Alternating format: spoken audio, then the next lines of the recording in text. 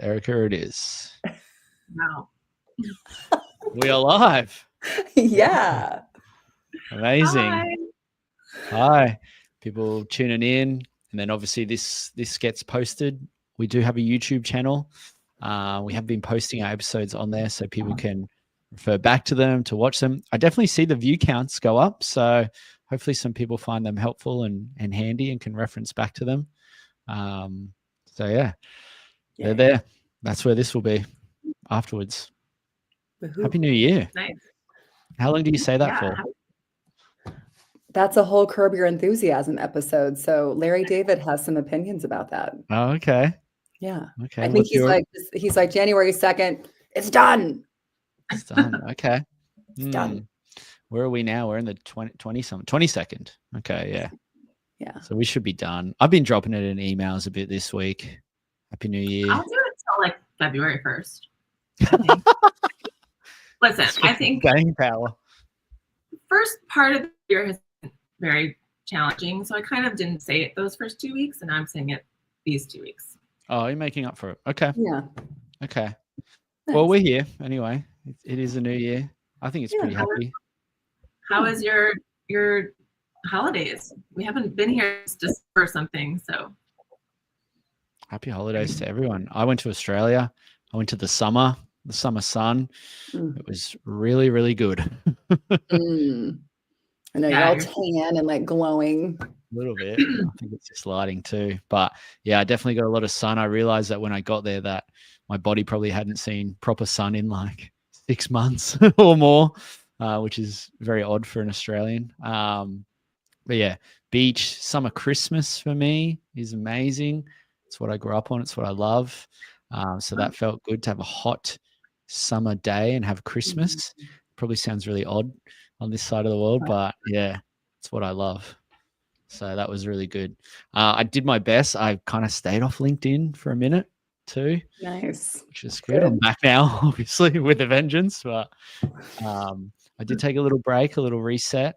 But yeah, very, very happy to be back home and here today. Yeah. Sweet live stream. Yeah. Erica, did you go away or did you stick around? I did not go anywhere. I completely did not. Christmas. I needed to do nothing. I feel better when I listen to my brain, body, and I just do nothing. I watched a lot of TV. So nice. You know what I've been noticing a lot in TV lately? It's just like and movies too, like the brand / design that goes into it. And especially if you watch something that's maybe watch something that was a bit sci-fi, maybe on the plane, and you know, any subheading that comes up, they're using a computer and doing something, and it's got a particular interface on it, and it's got a brand, and yeah, just noticing that stuff and thinking like, okay, this is like really slick, really clean, like, and someone had to do all of this work, make these like hypothetical interfaces that these space travelers were using, or anyway, just had a little I say that technology, like it actually builds on that like science fiction and the fantasy. It's like they actually do take that into account when they're making their new UI or whatever it might be. So it's like Mission Impossible is like a really big inspiration for people that were making like, systems that touched on that kind of stuff. Yeah. Arguably the whole Iron Man thing, he would kind of always be, moving stuff around. Vision Pro, I guess, is almost a version of that, isn't it? So I don't know. Yeah. Did you guys see The Substance, or anybody that's hopped on see The Substance? See that? So it was so gory. I brought my mom. We were just laughing at the end because it was so gory. But the design was so fantastic. Like the packaging of The Substance was beautiful. The art direction of the space and like her yellow jacket was so iconic. It was really, from a design perspective, like so incredible. It was so great. I'd love to speak to designers that have maybe worked in that space or that environment before. It would be maybe a refreshing story to hear, right? I feel like I spend a lot of time speaking to product designers in tech companies, and one part of that conversation is always like, did it ship? Did it work? What was the result? And I guess in a movie or something like that, it's like, it looked good. That's it. That's all. That was the goal. We made Yeah. it look amazing, and that's that. It didn't have to work. It didn't have to perform or reach a certain metric. It just had to fill the brief and probably look a certain way. That would be cool. I'd love to hear about that. That would be refreshing. I know, it's true. So people starting to come in. So Ryan Klein, hello. G'day, Hi. mate. Nice. Yeah. We're a bit open-ended today. We're open to being guided a little bit on what people want to hear about, what people want to speak about.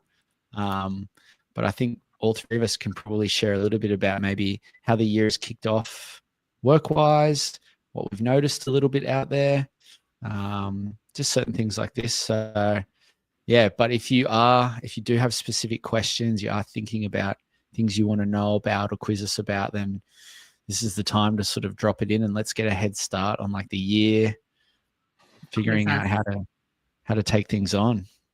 Yeah. And it looks like Chad's coming in. RJ Chad. is here. Yeah, as you come in, just say hi in the chat. Just let us know that you're here. Joanne's favorite question: where you calling? Where are you calling in from? I love that question too. That should be my little tagline on my LinkedIn. Where are you calling in from? Yeah. Yeah. Yeah, I agree. More of that Australian sun, yes, please. Yeah. I did pop a picture up the other week on the old LinkedIn of some Australian stuff, and it included a surf life-saving tower, which is, where the lifeguards, they're very Australian looking, and a mango that I was eating while I was down there. Australian mangoes are a bit on the softer side, and you cut them and fold them out with the cubes, and I grew up on. Score it, correct? Yep. That would be the term. So yeah, that was amazing. But we're all in New York, aren't we? That's where we're calling in from. Yeah. I'm in Chester right now. Chester. We had a big dump of snow. Yeah, we were snowed in on Monday. It was great. Yeah. Wow. Yeah. And we got Edem. Edem is here. Yay. I just met Edem recently. Okay, welcome. Edem. Welcome. Glad you're here. Ralph Jones. So RJ, the secret the name behind RJ is Ralph Jones, calling from Malta. Wow. Ooh. Great spot. Okay. I love that. Amazing. I like that we're all united by design. Yeah. It's universal. I know. Powell, NYC, longtime caller, first time listener. Probably down the street. Where are you, mate? I know. You're like right there. LinkedIn user. So your name's not coming through, but somebody said, hey, tips on getting your first official design job. Okay. So covering some tips for graduates out there now, probably too, right? This time of year. Graduates, right? Would have graduated last year and ramping up. Not quite. They graduated December, maybe. Okay. Yeah. That could be a career switcher. Yep. Yeah. Jason Sagat, hello. Howdy. Howdy to you, partner. Nice. Good to have you here. Yeah. I love it. How have things kicked off for you guys work-wise this year? Are you feeling a shift in things, or what's that classic question that we often get asked as recruiters, like, how's the market? How's the market? How's the market? The market's been interesting the last few months. The market, I would say, for the past year and a half has been generally bad. Good. Sometimes you can say, okay, like maybe opportunities come out of bad things. Like design hiring was certainly slower then. So we're like, okay, how do we bob and weave with the industry? Like, what do we do? Right. Like you have to be adapt or die, evolve or die. Right. And so we looked at, okay, what roles are open and how do we go after those roles? Like, how could we potentially help clients with those roles? So a lot of the roles that were open were in technology. And so we're like, we thought about getting into tech recruiting. There's a lot of tech recruiters out there. So we're like, But I think what we realized that was really great is that, we did open it up, flash the headline. We did open it up successfully. We did place some lead software engineers, like back end, front end, full stack, placed a creative technologist. We actually placed quite a few software engineers. But I think the thing that was so great about that is that it's just like the community comes together to help each other, right? Yep. It's like if we know a lot of product people and product designers. They work with engineering people. So much of our job is just like knowing the right people to tap. right? So it's like, if they need somebody that's coming out of healthcare, okay, what product designers and what product managers do we know that are in healthcare that might know people that would be relevant? So it's just tapping the community. It's just, doing that. And I don't need to know how to code in React to be Yeah, able to ask somebody if they do React, right? of course. Yeah. So I think that was successful. Now we're working on quite a few roles at one particular company. It's a Fortune 100, which is fun. We do a lot of startup recruiting mostly. So to Very do a different big corporate experience. client is really, it's cool. Like I like that because there's just so much more volume. There's a lot more people that you're working with. Okay. I enjoy that. There's lots of acronyms that we're still wrapping our head around, like, DSW, isn't that Designer Shoe Warehouse? No, it's Design Systems Webby. I'm just making that up. Yeah. Love that. So yeah, but it's fun to dig in with the new client and like understand all the ins and outs. But I would say just overall, just kind of like taking a snapshot of all clients and all things going on. I think we're still in a place where companies are expecting a lot from people. I think that there is sometimes a misalignment with what they can get in the market for the amount of money that they have. So I feel like some clients, and this isn't all, but I feel like some clients will sort of kind of lowball what a salary might be, thinking like, oh, the market's just so full of designers, like we can get away with paying like 10K less than we normally do. Yeah. It's like, okay, maybe you could get away with it, but that person is probably, as soon as the market rights itself, which has to happen this year, it must. There's no other choice. I think that person's going to be a flight risk. Like once there's actually jobs out there that do pay their regular salary. So I think the idea of like expecting people to take big pay cuts, thinking that they're going to stick around because they're so grateful to have a job, is not the best long-term strategy. So we're seeing a little bit of that. Yeah. Interesting. I'm hoping that I felt it to be to pick up steam at the end of last year. I definitely on my side, I only sort of do design. I don't really touch any other areas, but definitely felt like it got busier towards the end of last year and picked up steam. And I've come into this year feeling equally as busy, I think, with the need for hiring. But to your point, I think companies that are they're definitely expecting a lot. If they're not paying appropriately, I think they're going to really struggle to get what they want. I've certainly worked with a couple just to try and reframe, their expectations around their salary. And so is that classic case of like, okay, you can have all these things that you want in their experience, in their skill, in their level, but it costs this much. Your budget is down here. So we can either take some things out and we can readjust the lens, or you can increase the salary. Yeah. And, 9 times out of 10, companies say, no, can we just do it as is? And it's like, well, something's got to give somewhere. So, and I think I have seen a couple of things. I will say, I've seen a couple of designers that are very good at what they do. They would really be very exceptional at what they do, whatever that sort of expertise is that they've got. Really strong, really good. And I've seen them field multiple offers and use that to negotiate very good salaries, arguably above market salaries for themselves. So I've had a couple of cases of that. But as that starts to dry up in terms of there's only so many of those people, and I think that companies need to widen the lens a bit more of who they want to consider to actually make the hires. Otherwise, time is just going to go on forever and they'll never hire anyone. So as they widen that lens, it hopefully allows them to spend the solid market rate to get that person, because anything less, those people are going to get jobs elsewhere at least the market rates, if not maybe above, but at least that market rate. So if you're paying below market, you're already behind the 8 ball to get the talent that you want. So I think as we come into this year, I really hope that that's not really going to be an excuse that companies can lean on for very long. And I wonder how many companies will be prepared to learn that lesson the hard way when they miss out on people and they burn weeks of time going through those motions, going through preparing an offer only to have it declined and knocked back and be back at square one. Yeah. When in the first place, all you had to do was pay the person not just what they're worth, but the actual market range which they're worth. which isn't dictated by me or you or anyone else. It is a range that comes together through all these factors. So, yeah. Right. And what's tough about not setting the salary up front correctly, and this has happened, I'm sure, to every single recruiter, is that you go out in the market going for this under market candidate, and then they're realizing that they're not getting anybody. And like maybe a month or two goes by, they're feeling the burn. This role needs to be filled. The other people are picking up the slack. It's really uncomfortable. And then they'll say, okay, let's raise the salary 10 or 15K or 20K.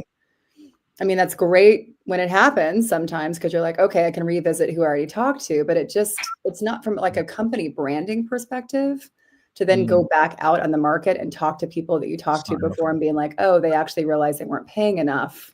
Now we're engaging you for the same role. It just has a funny, like, kind of aroma to it.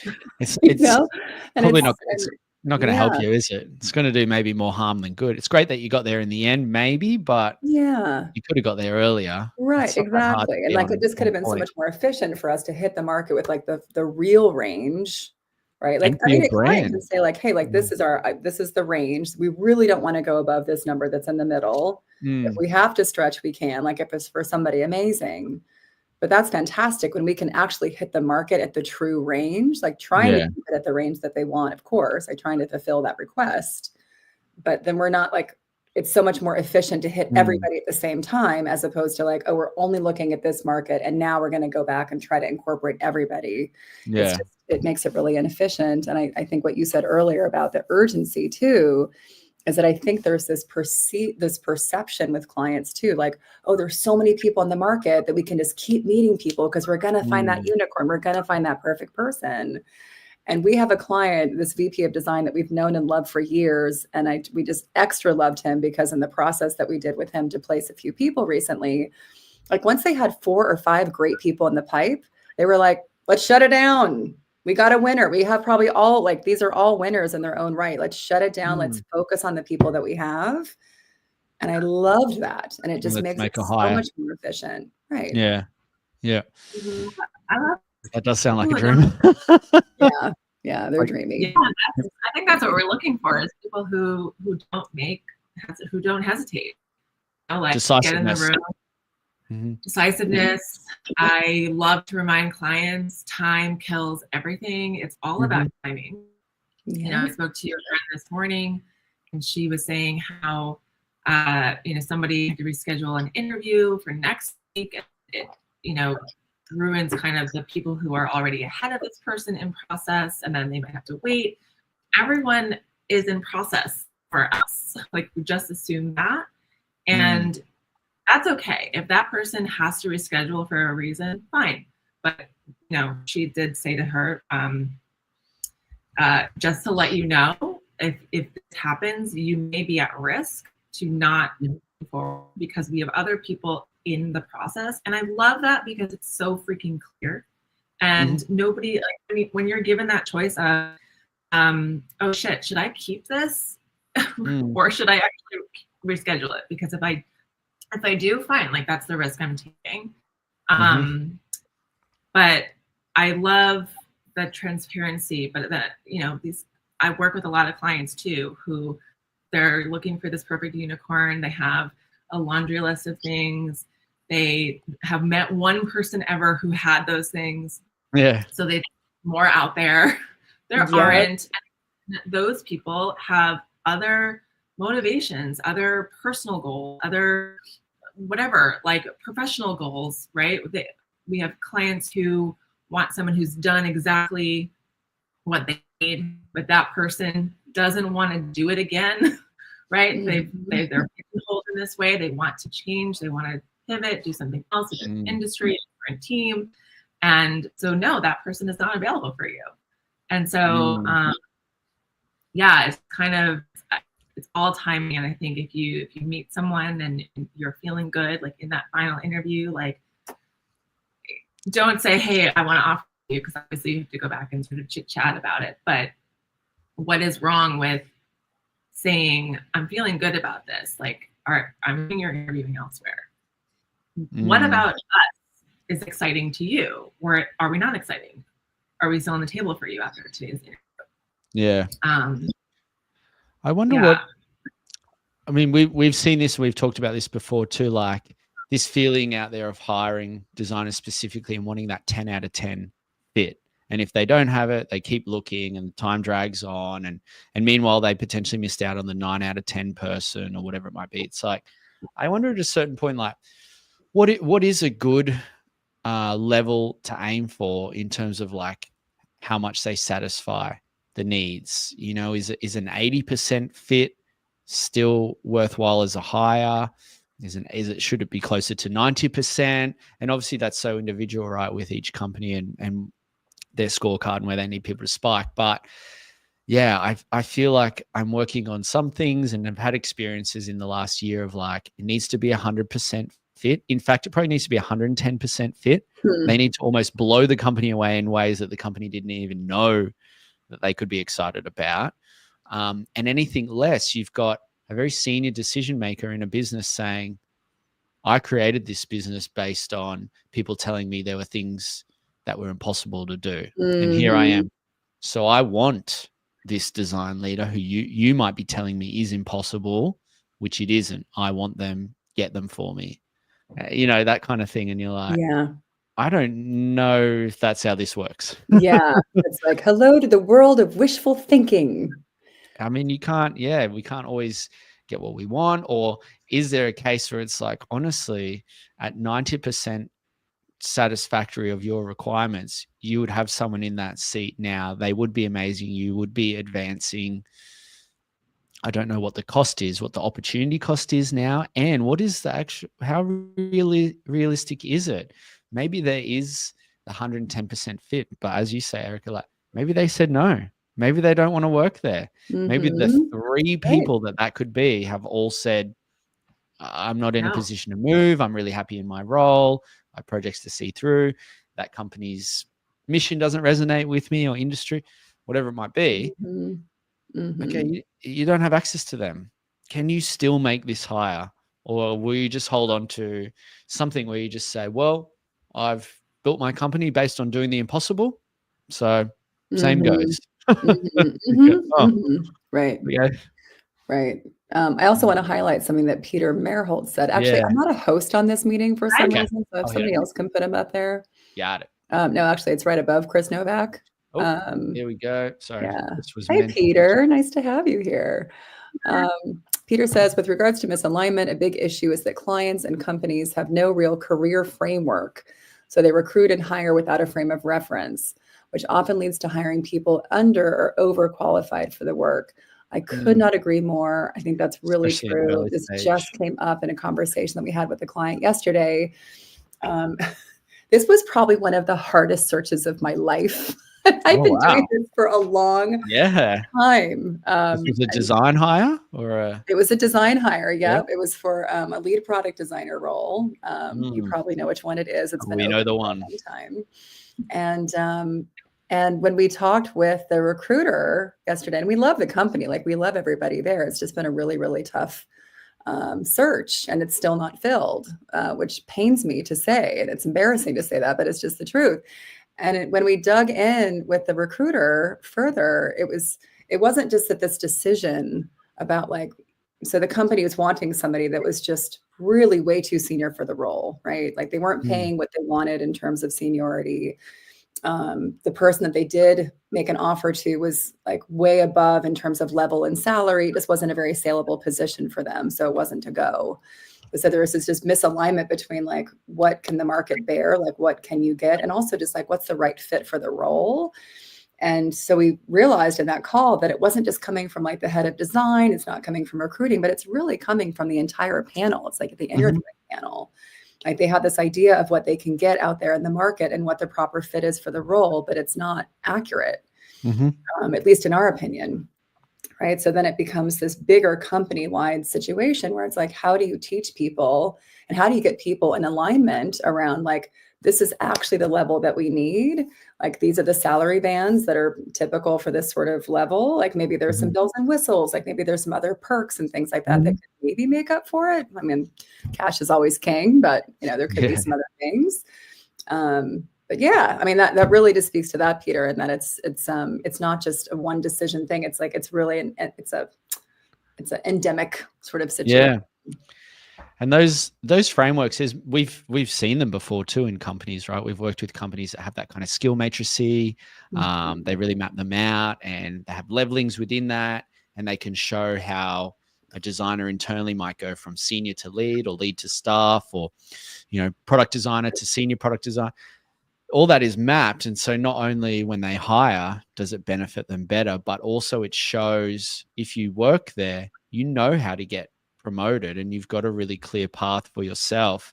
What I love to look at with those companies is going back through the existing employees, the existing design team, and look for the others that have got a history of promotion, and then sort of stitch that into a story and share that with candidates who might be interested, and say, look, you can see the history of promotion in the team.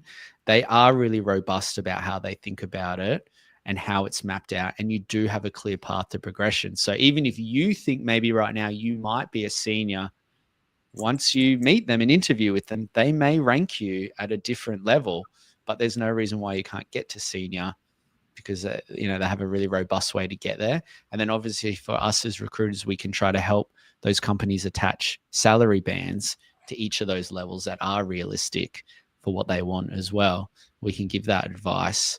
But I guess design leaders out there, if you're joining a company and it's earlier stage and they don't have these frameworks, maybe that's an early initiative that if you have plans to grow and scale your team, bring in these frameworks. I'm sure there's a lot of templates out there to get it started. Really define them, and then work with the internal talent team, if there is one, or the decision maker when it comes to salary, and define the dollars that are required to get someone at the level that you want. And ask your friendly neighborhood recruiter, because we are working with tons of clients across many different industries, different sizes of clients.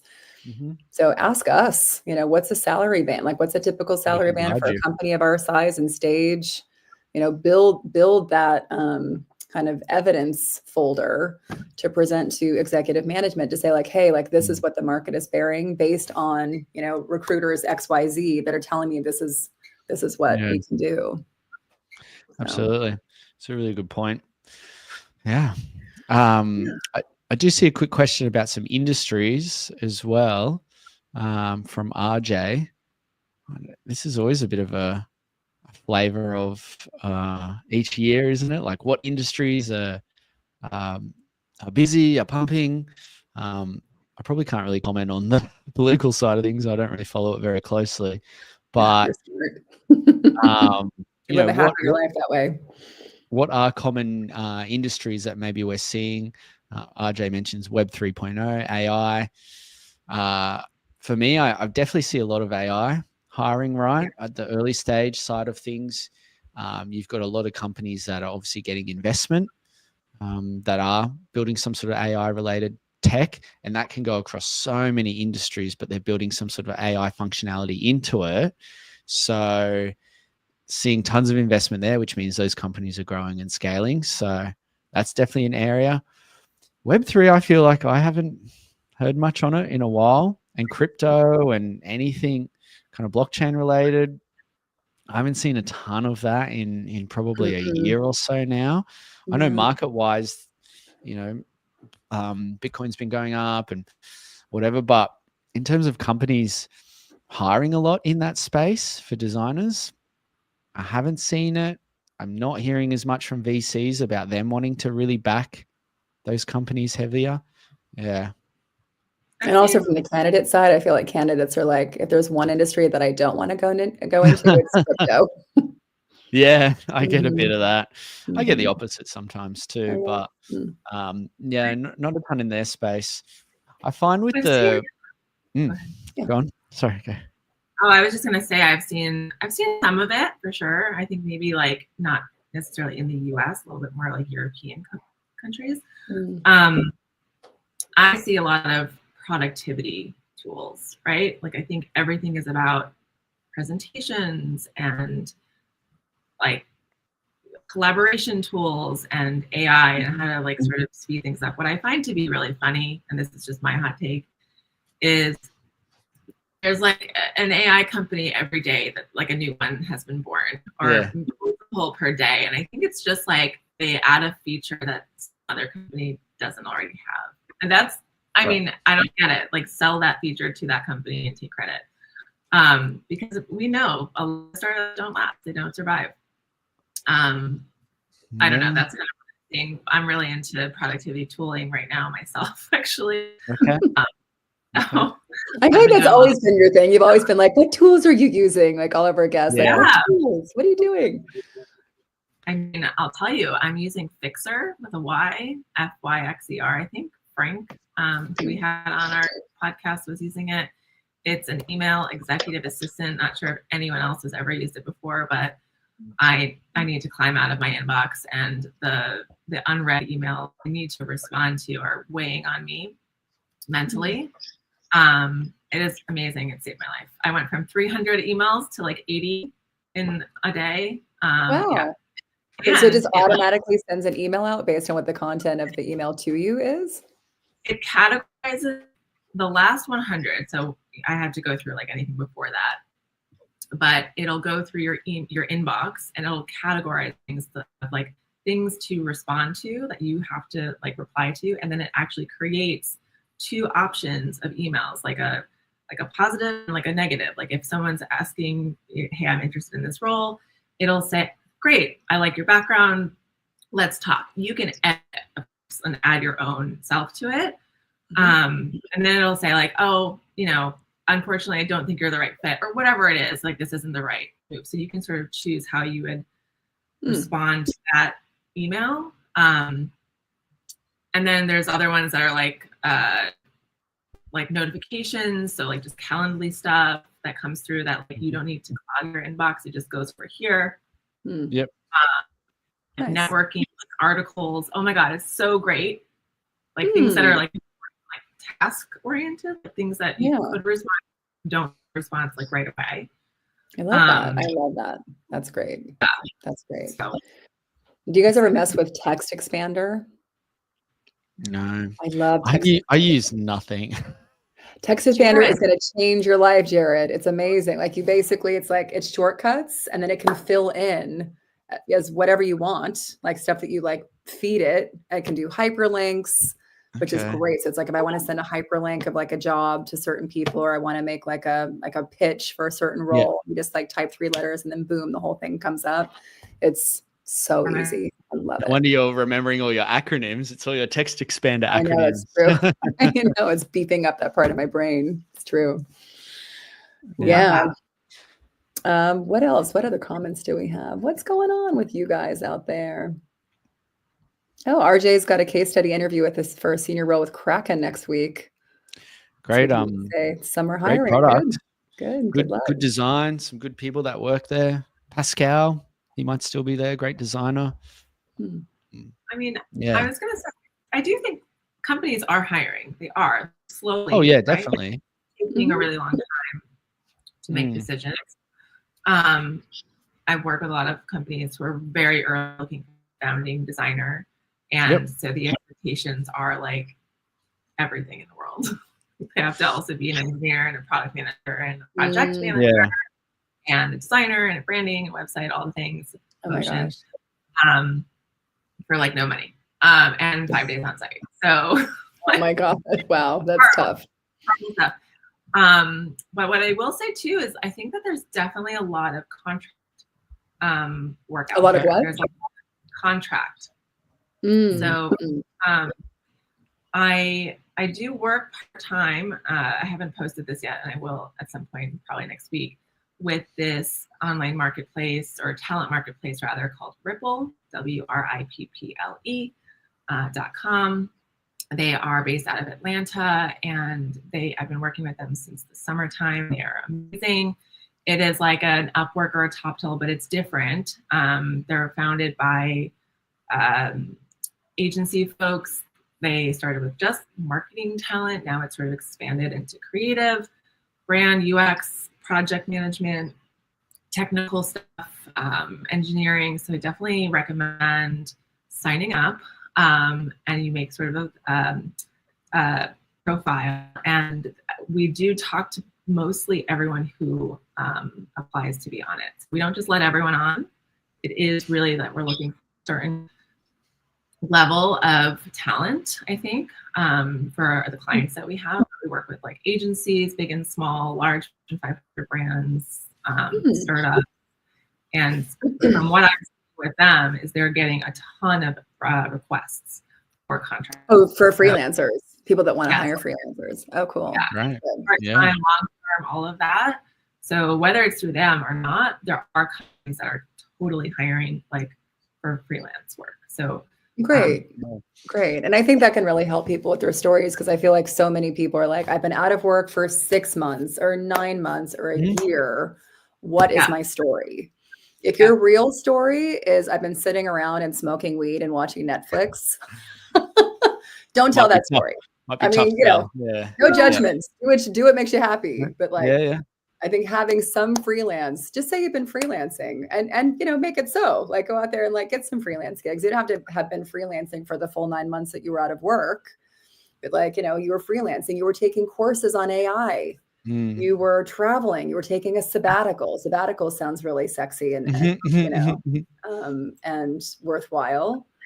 Yeah, I think it's like a perfect time to take downtime, and I think people will understand that. But I think if you can frame it in a way of like, this is the downtime that I did, or this is the freelance that I did, and it relates to what I'm looking for now in XYZ kind of way. So it's like you're tying it to the future.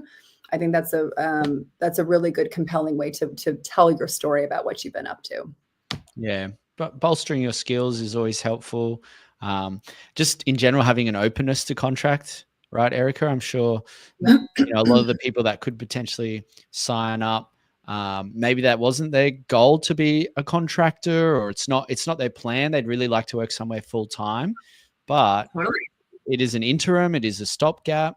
I had a contractor just recently finish a contract early.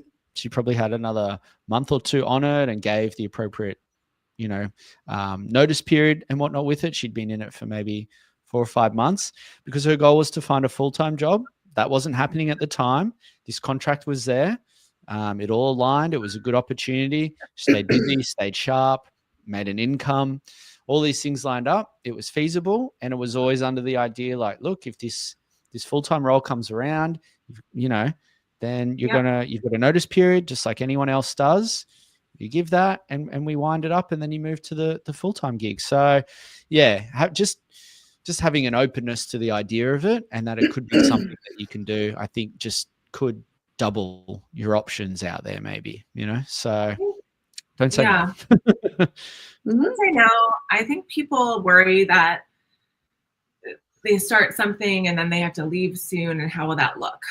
And I am just a big believer of, we all have own things going on, and you really have to put yourself first. You have to, like, they will figure it out. As we've learned, it's a transactional field in a sense. Like, obviously we're wonderful, lovely recruiters, but like hiring and laying off, it's all transactional. They don't, you know, we can go down this path again, but we talked about the family mindset. Like, it's really not there. I listened to another podcast this morning, and that's where my head is. But if you end up accepting a job and something else comes along, you just have to do, I think, really what's right for you. You have to cross those bridges as you get to them. Yeah. I mean, it's ideal if you can say up front if you're taking a freelance job, like, hey, I just want to let you know that I'm interviewing for full time at the same time. Sure. So it's not a total shock if they roll off, right? Like, it's just like not burn that bridge. Yeah. Right. But I think, you know, if you can say like, hey, I can give you like 3 or 4 weeks notice, which is very generous, and it gives them enough time for you to like wrap up your work and they can find somebody else. You know, hopefully that's something that could work for all parties. But, you know, I'm just thinking about it from my perspective. Like, if I gave somebody a gig that's like 4 months and you got to finish it because they're investing time in you, I'm just like, I don't want you to leave before the 4 months are over. But if we tell the client ahead of time, like, hey, they're also interviewing for full time, they might have to roll off, but they can give you X number of weeks of notice. Yeah. You know, it still might work. Or stay on part-time. Yeah. there's a respectful way to go about things. There's a transparency that, you know, keeps everyone feeling comfortable and confident and happy about working together.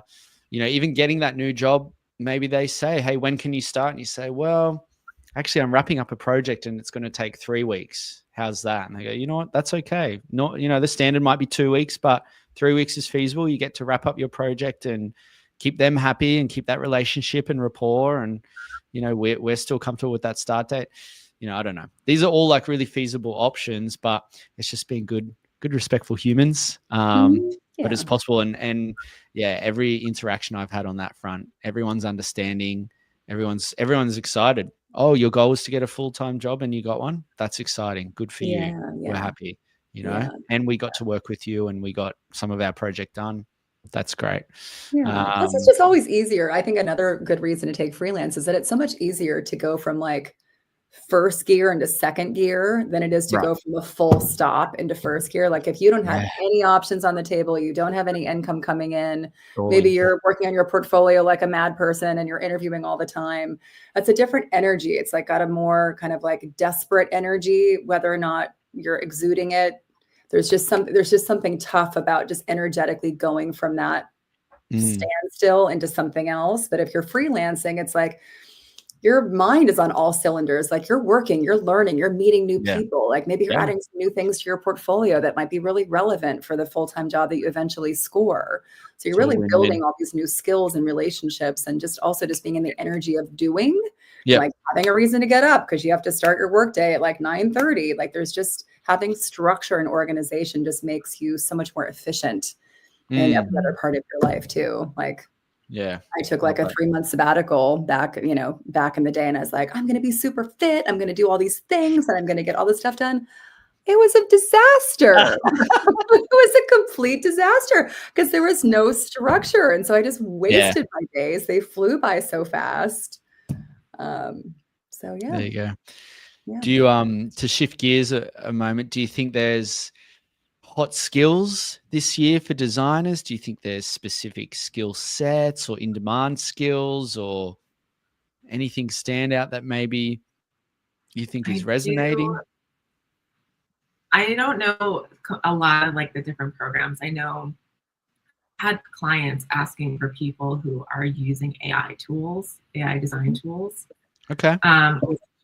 Like Midjourney, I think, and some other ones. I'm not sure, but I think, you know, and I like to have this conversation with people I'm speaking to. Like, what are your thoughts on, are they replacing you? For the most part, people think it's like really, really cool. It's helping them sort of like think with like another thing, right? And then just sort of ideate that way. So I do think that, you know, using AI with your day-to-day, whatever platforms, tools, whatever, is actually a benefit to going into a new role. Okay. Seeing an element of that. I like that. Yeah. I'm seeing a lot of requests for design systems experience, maybe not people that are purely doing design systems, but I feel like there's a real push for efficiency of systems, you know, combined. We've actually had a couple of searches. We have one currently. We actually just filled one a couple months ago of a design leader who can like bring all these disparate parts of a platform or a suite of tools under one unified roof. And so design systems is a really big part of that. So I also have felt like those clients have said, like, I don't want just like the cursory answer of like, yes, I've worked on design systems. It's like really somebody who like truly understands it. They can get under the hood. They understand the value of it and what it can do and what it can't do. You know, somebody who's led those efforts or has really taken like a big part in being a part of the creation of it or the rollout of it, the implementation, the, you know, increasing the adoption of it. Also, this is something interesting that I've heard from quite a few design leaders, is that when they're hiring like mid-level or even like senior level designers, that they'll say the communication skills aren't there. And the strategy isn't there. The vision isn't necessarily there. So it's almost like there's a generation of these mid-levels and senior levels that are like the doers, like give me a job. I will go off in my little like hobbit hole and I will like do the thing. I'll put my earphones on. I'll like make the thing. And like, maybe it's a beautiful thing. Maybe it's multiple iterations of the thing. But in terms of them thinking about like, why am I doing this? who do I need to work with in order to figure out is this the right thing? Like, are we building this together? Like, what's the big picture, like strategy for the business? They're not asking those questions and pushing on those things. Yeah. You know, and part of the reason might be just that I think a younger generation is just much more digital. They're kind of less in the real world. But I think that so many skills when it comes to being a great designer and being a promotable great designer and making like that next level in your salary is like being that big picture thinker, that visionary. And that comes with really fantastic, like human interaction skills, like just communication, proactivity, building relationships. Like I think things that have kind of gone by the wayside for a lot of us, I think during COVID. I think COVID just made us into kind of like antisocial human beings in large part for all of us in some ways. But I think it's really crucial to like get that humanity piece back. So I think that's going to be so intrinsic to just doing well in your job and doing well in the job search. Good comms, good designers are collaborators, right? They've always got some sort of cross-functional partner they need to work with to achieve it. We often hear storytelling. They have to be a good storyteller in some way. I think in product design especially, and that really applies at almost all levels. Like, can they communicate their ideas? Can they sell their idea in some way? You're always going to do that, but I think the more senior you get, the more important it's going to be. So having a good foundation of it, I think, is helpful. Some seniors, you might be quite autonomous in your role. Maybe maybe the team structure means as a senior designer, you're on a pod by yourself and another senior designer's on another pod. That means if you own that pod, that feature set, you have to storytell. You have to communicate to your PMs. You maybe have to storytell and sell the idea that you're pushing for back to other parts of the business. And if you aren't great at communicating, it's tough for that design leader to say, oh, well, now no one's really owning that pod for design. And we don't know that the voice will be heard of design. And that's challenging. We're trying to find someone that can really own some of that too. So, and that's a skill that can be built too. It's not like, I was born a bad communicator. It's like you can absolutely get better at it. I mean, you can take on, you can volunteer for special projects within the company where you have to work with lots of different people. I mean, you could go old school. You could sign up for like a Toastmasters course. Yeah, I know of people doing that. Like do public speaking, like just get used to like giving presentations and like building rapport with people, like going to networking events and just remembering how to be human. And if that causes anxiety for you, which I think it does for a lot of people, even people that are super seasoned, sometimes I get anxious about going to networking events too, even though that's like my freaking job. But if I can go in with the mindset of like, oh, like I'm here to like give people something. This isn't a scary thing. Right? Yeah. Like if I'm feeling kind of insecure, it's like, oh, there's probably a lot of other people here that feel insecure. Like, let me go find the person who isn't talking to anybody and I can like give them a conversation or like give them a conversational partner for a while and like find out how I can help them or what they're all about. Just being curious. Like, I think just having that instead of that, like, what can I get out of this energy? It's like, what can I bring to the situation? What kind of energy can I bring to the room? How can I make other people feel comfortable? I mean, I went ice skating with some neighbors 2 weeks ago and I was terrible. Like I was like, my whole body was going to convulsions trying to balance around the first lap. But the only reason why I got off the wall in the first place is that the kid of my neighbor was like really struggling and like wouldn't get off the wall. So I was like, let me help you. The blind leading the blind. It totally was. But it just gave me that energy of like, oh, let me give something to somebody else that's going to like help me progress, right? Yeah, it doesn't even have to be a design event. It could be any type of like in-person activity of any kind. I was really jazzed like afterwards. I'm always nervous and I'm like, oh, I'm not wearing my social hat today. And then I get there and I met some really cool people. Yeah. So surprise yourself. Yeah. Well, good skill to work on and hopefully can surface. It's only going to be more needed, I think, this year as well. I think on my side, visual craft. Hello. This year's dirty word, craft. But get used to it. Get used to the discomfort it brings you because it's not going anywhere. Definitely seeing a lot of that.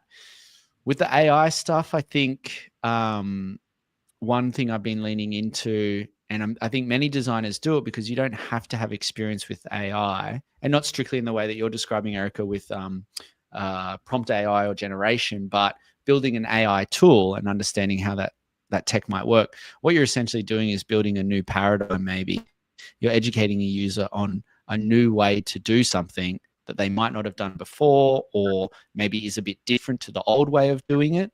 One amazing example I had of some of that was a designer I worked with. I was working with one of the autonomous car companies. Their cars were driverless, but the way that they worked is you would book the car. The driverless car would only go to certain meeting points. It wouldn't come directly to you. It would go to the nearest meeting point, wherever that was. So you, as the person calling the ride, you had to learn to go to the meeting point. Whereas for most of us, we just think, oh, I've booked a car. It's going to come right to exactly where I'm standing. So this was a new behavior, new paradigm that their app and their product had to try to teach the user to do. Hey, otherwise your car's going to get to the meeting point. It's going to wait for the designated 2 minutes and it's going to leave and you're going to get the shits that your car's got. So how do we teach users a slightly new paradigm? And I think that AI is a big part of that, of like, this is a newer way of doing your job, a newer way of using these tools you've used before, a slightly new way of doing that. So you don't have to have done it with AI specifically, but maybe you worked on something that was a new paradigm. I think speaking about those things is going to be really interesting this year with all the AI tech companies out there. You can't hire people with AI experience necessarily because there's just not that much of it. You know, you always see the classic stories in the engineering world, right? Oh, we want someone with 5 years of React knowledge. And this was, 2 years after React came out. So it's like, right. But that's what's really exciting about this industry right now is that not a lot of people know it because it hasn't been out very long. So even if you know like basic stuff, like you're coming in almost as a subject matter expert, and it's like almost, it's a very low barrier to entry. Right. So anybody can really get in with very little training. But if you're coming in and saying like, I have versatility with these tools or with this kind of paradigm or whatever it is, you're very saleable to a lot of companies. Because I think a lot of companies are like, AI, we don't really know what it is. We know that we need it. We need somebody that gets it. Okay. Yeah. And designers, that's your superpower, right? You figure out how to build these things for a user. You don't have to have done it before. You don't have to be a pro golfer to build a pro golfing app. Yeah. So, right. Exactly. And there's some great pro golf apps apparently out there. Not that I'm a golfer, but So I think we'll see a bit of that this year for sure with that AI kind of ramp up. I do think it will be a busier year for design this year than it was last year. Yes. I think that's almost shaping up to be. It's shaping up to be. Yeah. Yeah. We have to manifest it. We have to manifest it.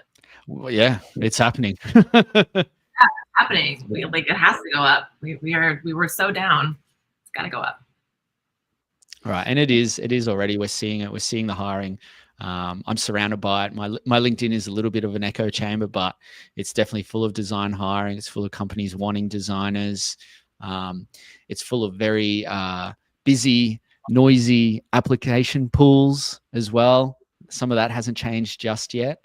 You've still got to find your way in to get in front of certain companies. But design, I think the beauty of it is the work can speak for itself too. You can be undeniable as a designer. You can build such a compelling story, portfolio, presentation, whatever it might be. And that's undeniable. Good is good. It's true. It's true. I'm looking at some of the comments. Oh my gosh, this went by so fast, you guys. We have 5 minutes left. How did that happen? I know. Ryan Klein. So yes, Text Expander is textexpander.com. That was the kind of fill in the blanks tool that I recommended. Leslie Hampton said, for those looking for freelance contractors, what's the reason? Do they not have in-house for expertise? There's a variety of reasons. I mean, some companies are just like really early stage. They can't afford a full-time employee, or they're just not set up to like give somebody benefits. Sometimes a company is like downsizing, but they still need like short-term help for people to come in. It could be that maybe they like fired or had to let go somebody that wasn't cutting the mustard and they need somebody to come in, but maybe they're also kind of looking to you to maybe become full-time. Who knows? Oh, are you guys still there? Yeah, we're here. Okay. That was just such a rocking comment. It just, everybody's so quiet. Oh, Mark Blaustein. So you want to transition from your business to a senior staff position, taking out all key telling dates on the resume, but still meeting with ageism. Mm. I mean, I personally think that if a company is being ageist, you don't want to work there. I mean, easy for me to say in this market. I mean, I know that's, maybe not the most satisfying answer. I mean, I think a lot of people will take off later dates. People kind of know what you're doing if your first role is a director role. Yeah. But you can say you could make your resume say like relevant work history, so that you're not like claiming that it's all of it. That could be something. I think being a senior staff designer, that's an IC type role. That's an individual contributor, and in that case, the work is the work. So regardless of your dates or anything like that, the first thing I want to know for any individual contributor is show me the work, and that just speaks for itself. If your work looks really dated, then that's challenging because, design has evolved over the years. Look and feel has evolved. Modern, standards have evolved. So, yeah, again, I just go straight to the work and I want to see great, modern, relevant, clean work. That's what I'm looking for. So if you are a senior staff IC, show me the work and make it count. And then I don't care about any of those, like people are people. Great work is great work. Yeah, it's a great details point. all by the wayside. So you've got the power there, Mark, to really put together some sort of presentation or some sort of showcasing of your work, and let that do the talking for you. Yeah. Dates don't matter at that point because, again, be undeniable. Yeah, and I think a lot of senior people will also just put too many projects in their portfolio. Right. So it's like you want to make sure you're allowing, like, people can see that you're editing yourself and you're making the complex simple. So do that with your portfolio as well. Like maybe have like 3-4 projects, recent, beautiful design. Yeah. Yeah. Yep. Yeah. Oh, Chris Novak. Hi, Chris. You said as far as like helping with these, interpersonal communications and helping with those skills that are in demand, you said give presentations at colleges if you want to challenge yourself to speak or present better. The students love it. The staff loves the interactions. And if you totally screw it up, no one knows. I love it. That's awesome. No one knows. Great idea. Love it. Yeah. Yeah. Love that. Yeah. Thanks everyone for tuning in. Yeah. It's good to be back. To get time. Yeah. Yeah. Love to, get some ideas. If anyone has any ideas about what we should cover in future podcasts, types of guests you'd like to hear from, things you hate that we're talking about, feedback, please, because we love to hear from you. And I mean, totally fine for us to keep surprising you and just talking about whatever we want to talk about, like for the week. But it would be awesome to get some ideas from you guys. Yeah, we love it. It's super helpful. The whole reason this thing started was almost like a ask me anything style session, or ask us anything.